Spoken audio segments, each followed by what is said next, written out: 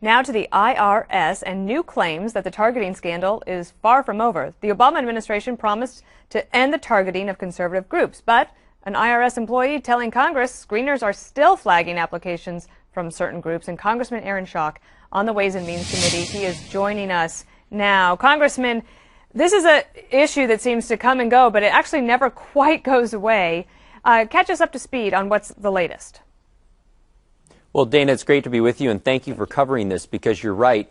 The illegal activity of the IRS has not stopped, despite repeated inquiries and hearings by the Ways and Means Committee, despite repeated calls by the President that this would end, despite a new commissioner being appointed, Daniel Werfel, whose sole responsibility it was to clean up the act of the IRS, and despite Danny Werfel coming before Congress last month and telling us that he was implementing 11 different reforms that was going to stop this type of illegal behavior from happening. But we're now finding that, in fact, according to the IRS's own agents, they are still targeting conservative groups by name and asking inappropriate questions. We just heard from the Thomas More Society, which is a conservative law group in Chicago, representing a couple of pro-life groups just May of this year, after the investigation had already begun, after the illegal behavior had already been exposed. They were asking pro-life groups how much of their time was being spent in prayer, how much of their time was being spent outside of abortion clinics, things that are clearly illegal for the IRS to ask when it's determining the tax-exempt status of any organization. When you talk to the IRS Commissioner Danny Werfel, do you get the sense that he thinks that that behavior is wrong, or do you think that the IRS thinks that these are the types of questions that they need to ask in order to be able to do their jobs? Well, I think that the IRS agents are being directed by their supervisors, that's what they're telling us, to ask these illegal questions. Danny Werfel has told us that he believes this behavior is inappropriate. The President said that if, in fact, the claims were true, it would be outrageous. Well, the claims are true, and it is outrageous. And despite his promise to the American people that it was going to stop, it hasn't.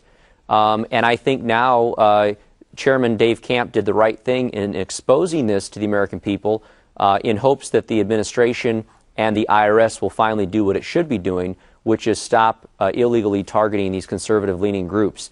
I think there's a level of incompetence, quite frankly, in the IRS that they can't stop their own illegal behavior. Do you think that they are just hoping that this issue will go away and that they won't have to talk about it anymore, that everybody will just focus on something else when they come back? Or do you think that the Tea Party groups that you've talked to are sufficiently upset that they are going to keep beating the drum and maybe come back and testify in front of your committee in September? Well, we're going to keep investigating this, and I would remind you that the only reason the American people are continuing to hear about this, the only reason that we know that the illegal targeting is continuing, is because we have a Republican-controlled House. The Democrats in the committee have already said if they ran the place, the investigation would be complete. If the investigation were complete, we wouldn't know that these conservative groups are continuing to be targeted, are continuing to be asked illegal questions, and this mess would never be cleaned up. So thank goodness we have some balance and power in Washington, D.C. right now, and we can have these investigations, subpoena the people that need to, compel them to come before Congress, put them under oath, and get to the bottom of what happened.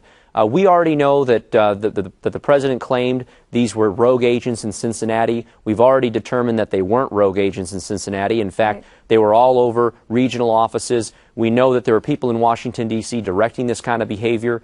So we have to get to the bottom of this, and we're going to do that on the Ways and Means Committee. Do I have it right that Lois Lerner is still on administrative leave, collecting a salary and not having worked since she pled the Fifth? That's right, making over $100,000 a year, not only collecting her pay, but also getting her retirement accrual, retirement benefits and pension, getting federal health care and all the benefits that come with someone who shows up and works 40 hours a week, but in fact has not worked for the last 2 months. Interesting thing, Dana, about Lois Lerner is we've learned that just 2 weeks ago, we learned that she was on emails as the head of the tax-exempt status to the Federal Election Commission, asking for detailed information on financial giving of tax-exempt applicants. Completely violation of law. The IRS cannot ask another agency, whether it's the Federal Election Commission or the EPA or the Department of Labor, information about tax-paying citizens when it's determining who to audit, when it's determining who should get 501c3 status.